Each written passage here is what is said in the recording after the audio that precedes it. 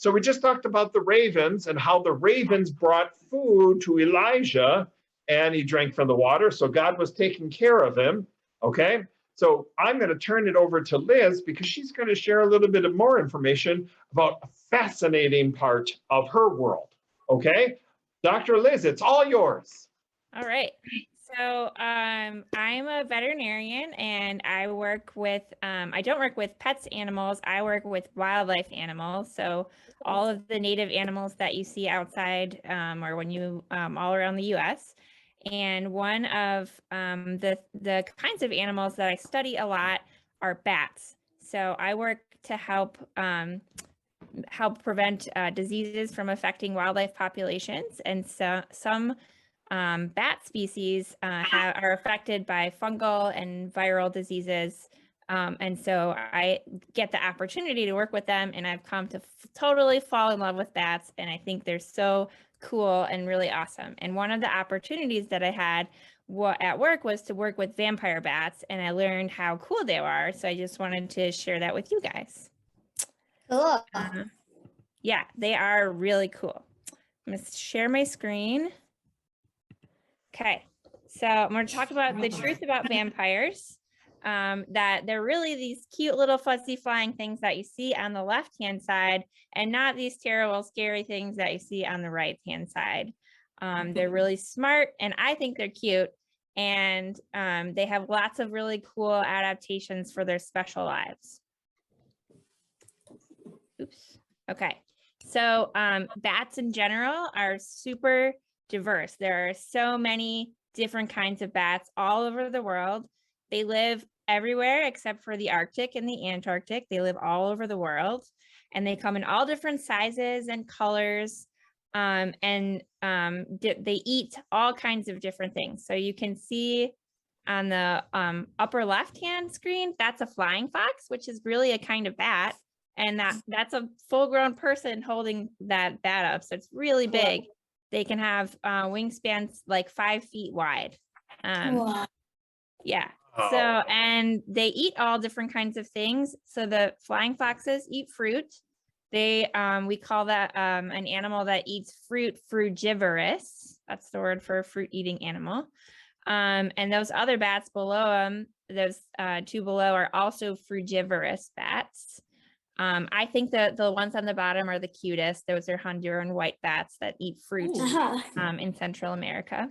And the one in the middle is actually eating the nectar of a flower. That's called nectivorous bats.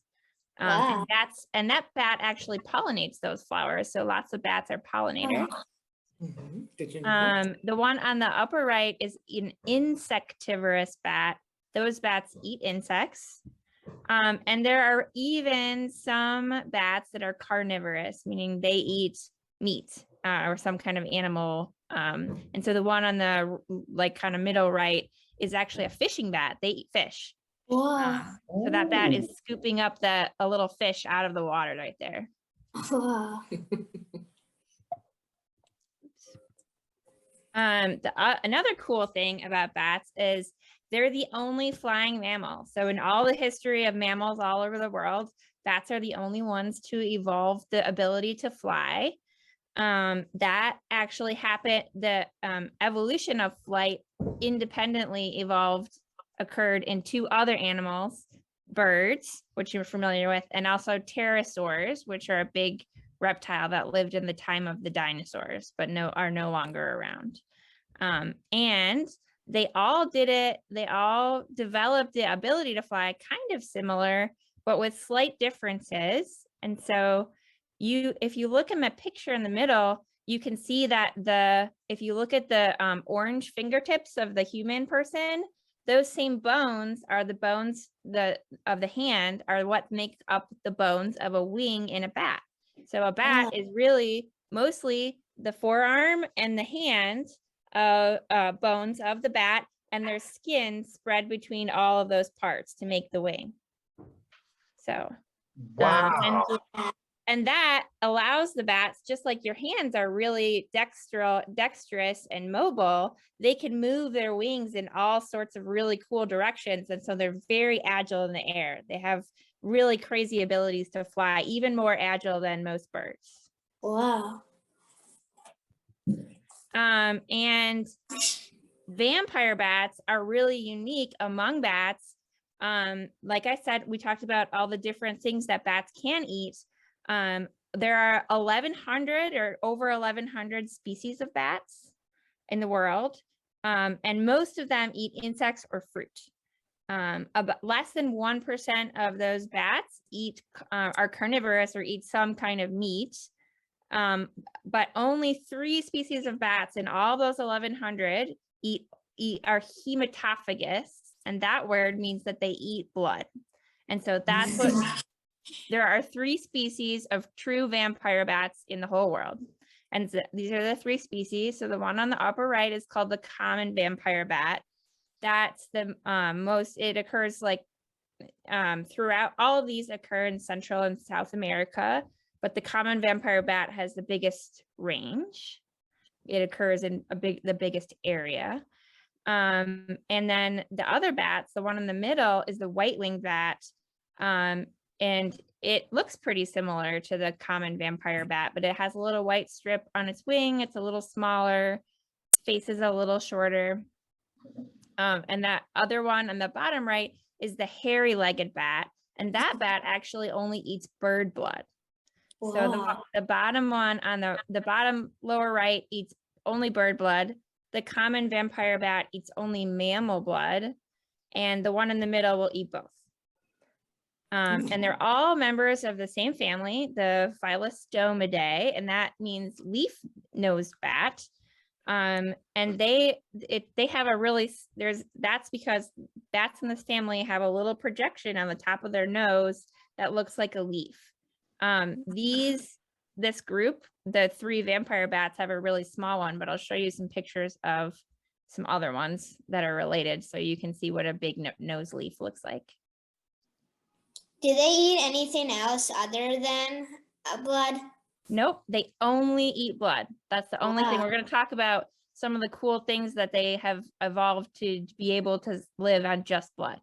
Good question. Good question. Yeah, Sam. great question. Thanks. And I put this picture of a wolf here because I think a lot of people think that vampire bats are scary and they think they're sort of evil, but they're very similar in my mind to wolves that a lot of people are fascinated with and really love. They eat only meat things. They do. They eat in family groups. They're very good at hunting with stealth. And I think they're cute. And they're mammals. So I think that if I could get more people to see vampire bats like they see wolves, I'd be happy. So common vampire bats, they evolved to eat, like I said, mammal blood. And when they evolved in the forests of Central and South America, there weren't that many large mammals around to feed on blood. They like tapirs and they had some small deer, but they weren't that many around. But then in the 1600s, humans brought cattle and horses and other domestic animals to Central and South America. And the vampires were really happy about that because they love to eat the blood of domesticated cattle and horses, goats. And so they suddenly had way more large mammals to feed from. And so their populations actually grew when people started inhabiting the area of Central and South America. Does the cow feel anything? They are usually sleeping. I'll show you some pictures. But they, like I said, the vampire bats, they are out at night and they're really sneaky about it. And most cows and horses don't ever know that they got bitten. Wow. Yeah. So vampire bats do sometimes feed on humans, but they don't prefer to feed on humans. If there's another animal around, they prefer to eat the other animal, but they do need to eat. So if they have to, they will feed, they will eat blood from humans. So and on that note, Liz, are there vampire bats who might feed on humans in Dane County, Wisconsin? There are no vampire bats anywhere in Wisconsin. Okay, so Sammy doesn't have to worry about that. Okay. No. They're only in Central and South America, and even for people that live there, the people only get exposed to them if they're sleeping outside or and without like a bed net. So a lot of people in South America already sleep with inside a net to protect them from mosquitoes, and that will also protect them from bats. So it's pretty rare for people to get bitten unless they live in open houses with open roofs. So vampire bats, they use all of their senses to find their food. They have some really cool adaptations to do that. So I said that they were noseleaf bats. So you can see these other bats in the middle and the right side of the screen. Those are other bats in the same family, and they have bigger nose leaves. So you can see what I mean by a little nose leaf there, right? That's cute. Yeah. Yeah, right. So they all of these bats use their nose leaf for echolocation. So Wow. echolocation is when they emit a sound. We can't hear it. The frequency is too high for us to hear, but they emit a sound, and it bounces off the objects in their environment, and then they pick that up with those big ears that you see. And so that's kind of how they see in the dark. They use that to help find food and also to see objects like trees and other things in their environment, to sense their environment. Go ahead. Are bats the only mammal that can do that? Well, whales also use echolocation in the water. Wow. Yeah. But among like animals that live out in the land, the bats are the only ones that do that. So, but dolphins and whales do it in the water. Wow. Yeah. And then they also they have those nose leaves to help shape the sound waves that are coming out of their mouth when they do that echolocation. And then they also use scent. They have a really good sense of smell. And not all bats have a really good sense of vision, but vampire bats do. They have pretty big eyes compared to some other bats. And they also have these heat-seeking pits on their face. So there's kind of a little squiggly part just over his on the top of his nose, just over his nostrils, right here. That little squiggly part contains some heat-sensing pits in them. And so just like snakes are adapted to sense the heat of their prey, that helps the vampire bat find a blood vessel, a vein or an artery underneath the skin, so that when they prick the skin, they can find where the blood will come out the best. Wow. They also have these really cool built-in straws, I call them. They don't actually, when they bite an animal, what you see there on the picture is actually a cow's foot. So the vampire bat sneaks up on the bats or on their prey at night. Oftentimes they'll land on the ground and walk up to them. And then they bite with these really sharp teeth. They're sharp, so that actually helps the animal not feel it, because it's so sharp it can make a nick without too much pain.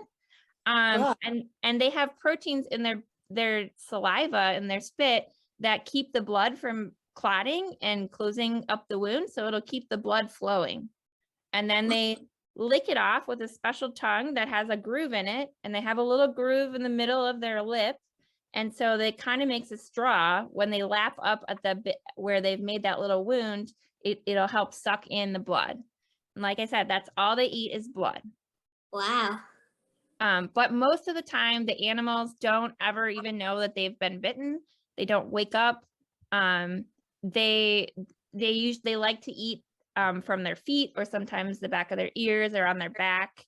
But this is kind of for the vampire bat right here. If the cow woke up, it could easily squash it. So they have to be really sneaky, because they're still pretty small compared to what they're eating. Look how tiny he is. I know. So here's a bat on the back of this one's awake. Obviously the goat is awake, but unlike a lot of other carnivores, the vampire bats usually don't kill their prey.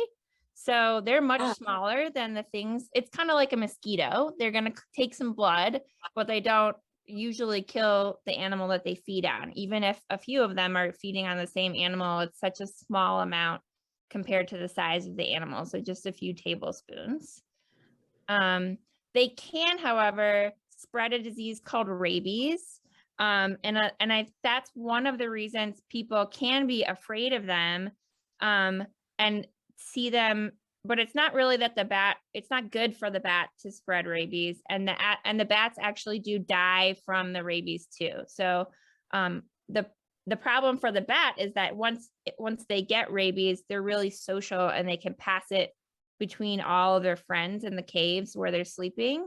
And so it's easy for bats to transmit rabies because they can transmit it to each other. And then when they bite those other animals, they can transmit it. Can they get it? Go ahead. Can they get it from the animal that they bit into? They can, but most of the time, rabies is transmitted from actually spit. So they more likely get it from their friends that are biting them or grooming them with their saliva. So actually rabies is mostly transmitted from the saliva. Oh, wow. Yeah. But the percentage of bats that have rabies is really, really, really small. So it's not common at all. And it's just that when it happens, it's fatal for the animal and for the bat. So yeah. Another cool thing that's unique about vampire, Jeff, you have to tell me, I'm a talker. You have to tell me if we're going. Well, it's Sammy. So you go as long as you want. I mean, Okay. and Megan, you tell us like we got to go. Okay. Yep. Good. Yeah. We're good. Okay. Sammy loves this topic. Okay. So vampire bats are the only bats that can run. So bats, when they evolved to fly, they lost a lot of their abilities to walk on they can walk on land, but they don't run, most of them, except for vampire bats. Because they sneak up on their prey on the ground a lot of times, they also evolved to run away on the ground. And so they can actually run, unlike all other bats.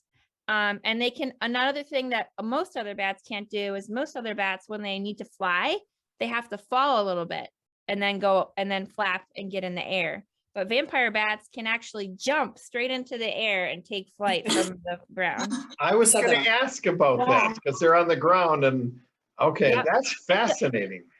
So I found this little YouTube video. This is from because this is so unique, it's been really well studied, and they took these really cool videos of what it looks like. And so when other animals like cheetahs or wolves run, most of the power is coming actually from their back legs, but vampire bats have all their big muscles in their arms for flying, and so it looks a little weird. They actually run mostly from their front legs than their back legs. I'll show you a video. Hopefully it will work.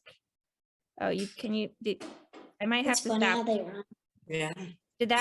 Can you see that video or no? No. Okay, wait. No. Yeah, no, it's not pulling up. I'm gonna share my desktop.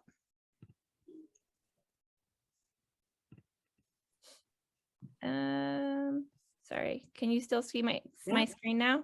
Yes. My You presentation? can still see your PowerPoint.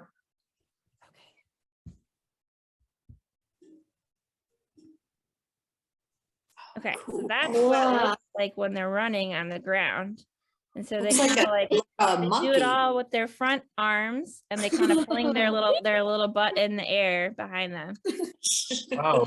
You're right, Megan. That looks a lot like a primate, like a primate. gorilla or a. Yeah, actually, a lot of people say that it's the same way that gorillas run, and just like gorillas, gorillas have most of their body mass up in the top, so they use their front legs to run.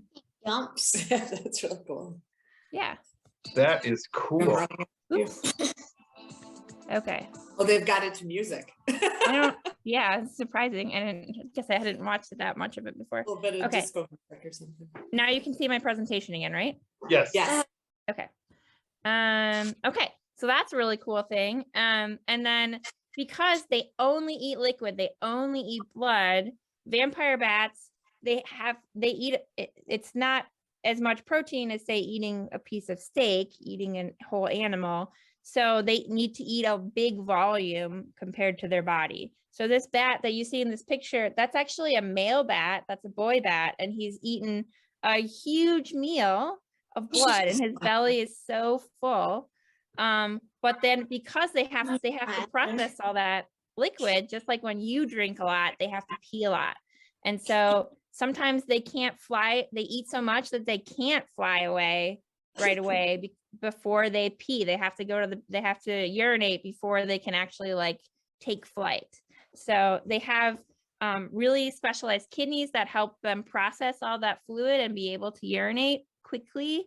And even in their stomachs, they can concentrate some of the liquid out of the blood.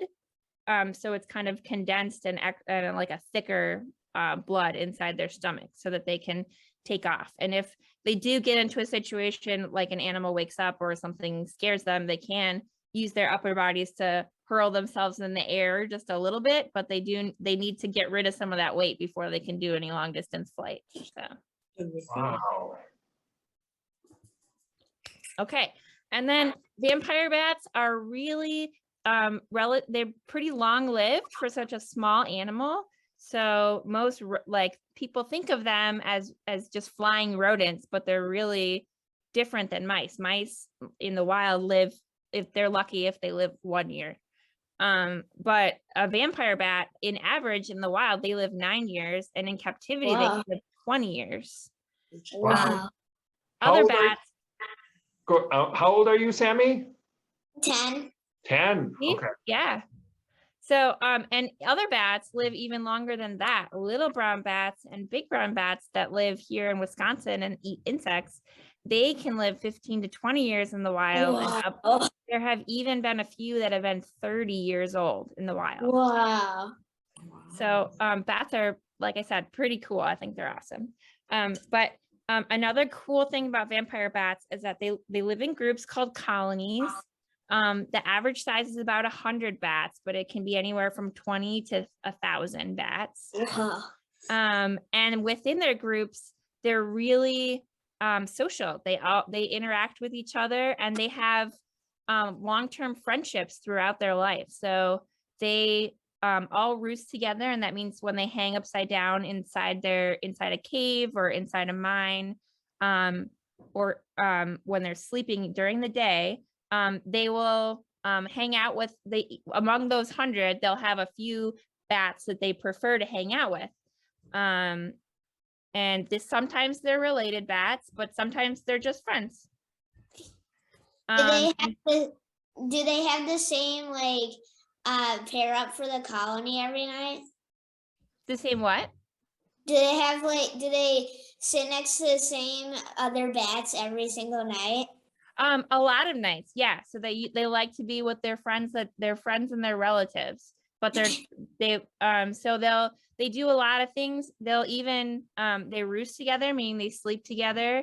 They'll even go hunt for prey together. And they usually leave separately, and when one of them finds food, they'll call their friends over. So a couple of their friends can come eat from the same animal. They groom each other. So just like monkeys you'll often see them picking their skin or licking each other. They'll groom each other. Vampire bats usually do it with their tongues. And they also feed each other. So when vampire bats, they have to eat every 1 to 2 nights. If they go longer than 2 nights, at 3 nights, they won't survive. So if they can't find food, or if they're sick and they can't go get food, their friends will come back to the cave, and they'll actually regurgitate some of that concentrated blood for them. And you can see in the picture at the top, the other bat is actually licking it out of her mouth. So she's sharing food. And they do that if they will do it they also do that for their babies when their babies first start eating food. And they'll do it for their relatives, but even unrelated animals that are just their friends that they like to hang out with will regurgitate food for each other. And the bats that are the most generous will get the most blood back in return on the nights that that they can't go out and find food. Seriously? Yeah. So wow.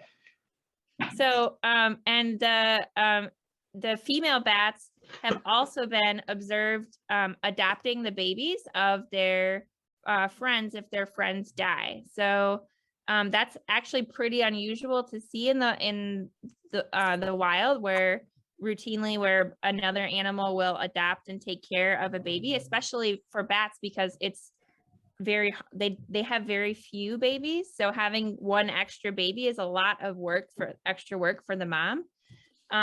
So usually they only have one baby, sometimes two. So to take on a second baby is a lot of work, but they'll do that if their friends die, they will take care of their babies. Yeah, cool. Yeah. So that's really all I have for you guys. I just thought I would share all the cool things and hopefully convince you guys that vampire bats are not scary. You know, they can. I'm already convinced. He said I'm already Okay. All right, good. So I hope you guys can start to see how cool and social and smart they are. And then you don't have to be scared of them. Great. Mhm. Sammy or Megan, do you have any questions for Liz? You had a couple more. Sammy wrote down a couple before this. Did you ask Okay. how big they are? How big do they get?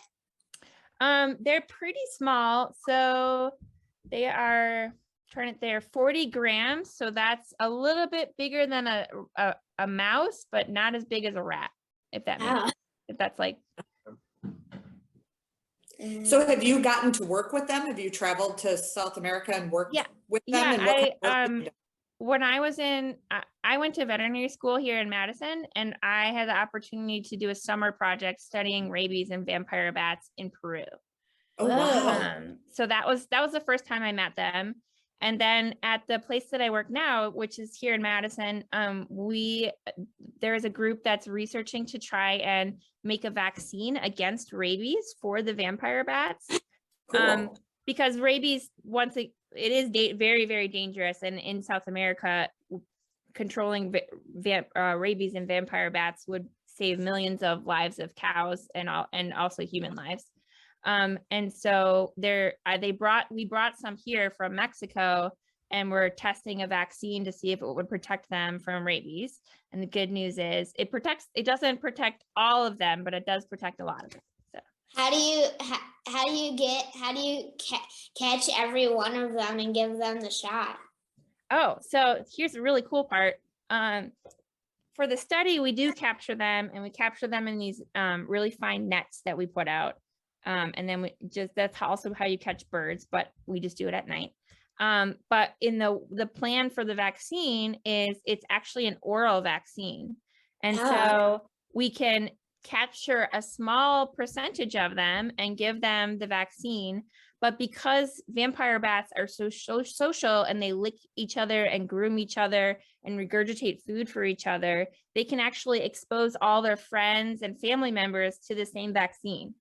So we have to give a small percentage, we don't know exactly yet how many we have to give the vaccine to, but let's say we give 20% of a bat colony this vaccine by capturing them over a week or so. They can bring it back and share it with all of their friends and relatives that live in that colony. Wow. That is fascinating. Yeah. So So that's would what they we're ever hoping use- for. Would they ever use that technique for local rabies? I mean, it's so rare, but I mean, local. We have tested it in big brown bats, which are the most commonly rabid bat in North America, and it also works for them. Okay. It's not. We hope that it eventually will be used for that, but since there's so few cases of that, there's not as much interest in developing it, and it needs a lot more development. But maybe once we've fully developed it and tested all the scenarios and got it functioning for vampire bats, then there might be more interest in using some of that kind of knowledge that we gained there to do it for our bats here. Right. Interesting. Yeah. Right. And the rabies, the rabies in big brown bats, little brown bats, it's really small, right? I mean, the number. Oh yeah, percentage-wise? it's estimated at about 1%. Okay. So you should still, it's not zero. So if you do get bitten by a bat, you should still see a doctor and get a vaccine or a vaccination against rabies. But it's not that every bat that you see is rabid. Okay. Mm-hmm. That's cool. I grew up in an old farmhouse, And every night in the summer, we'd sit out, like have a bonfire, and at a certain time when the sun would go down, and then they start coming out. They come flying out of the house because there was no way to seal up that old farmhouse. My mother hated it, and she was trying to plug holes. And I said, Ma, and the house is actually a log house. It's an old log house, so there's no way to plug up. And so we learned early on to be friends with the bats because they were going to be living in the house with us. And those bats are controlling your mosquito populations and your crop pests. So those are good bats. Right. Now, Liz, I don't know if as much as you want to share, but you have some relatives that live in South America, don't you? Yeah, my husband's from Colombia. So where he's from is actually too cold for, it sounds weird, but it's too cold for the vampire bats. Oh, okay. His family is from the mountains way up high in the end of the Andes Mountains. And so in South America, the higher the elevation is where it's the coolest. And vampire bats like it to still be about 70, 75 at night. And where they live, it's only in the 50s at night. Okay, because I was going to ask if his family, because they're farmers, correct? If I remember right. Yeah, they are. They're dairy farmers. They're lucky that they don't have vampire bats. But one of his cousins actually works for a nutrition company, and they sell supplements that are supposed to make the cows taste bad for the bats. Like it's a mineral supplement that apparently makes them taste bad. But he sells it to the people that live down the mountain in the valley part. So okay, fascinating. Yeah. Okay, so Sammy, tell me one thing you've learned tonight that you thought was fascinating. That their tongues have straws, basically. That's cool. So much. And the vaccine. And the vaccine part, that was cool. Yeah. Right. Yeah, we're working on. He drew a picture he wants to show you. Oh, that's awesome! Wow, you're a really good artist, Sammy. Yeah. Sammy's a great artist. He really is. Cool. We're doing a project called Creepy Creatures for Halloween. And he researched vampire bats. Awesome. What other? So this was great that it coincided. What other creepy creatures did you learn about? Well, we're gonna pick one, and I did that one, and our other friends are gonna do it, and I don't know what they're gonna pick. They're gonna share with one another, so we don't know yet what the other ones picked. We'll find out. Cool. I like all the creepy creatures. I think We just watched one of Spiders last night, right? Yeah. Yeah. Oh yeah. Cool. And they're so helpful. They're so helpful. Okay. All right. Any other last questions for Liz, Megan, and Sammy? Do you have any others? We got them all? No, this was great. Thank you very much. Okay, so Sammy, what do we say to Liz? Thank you.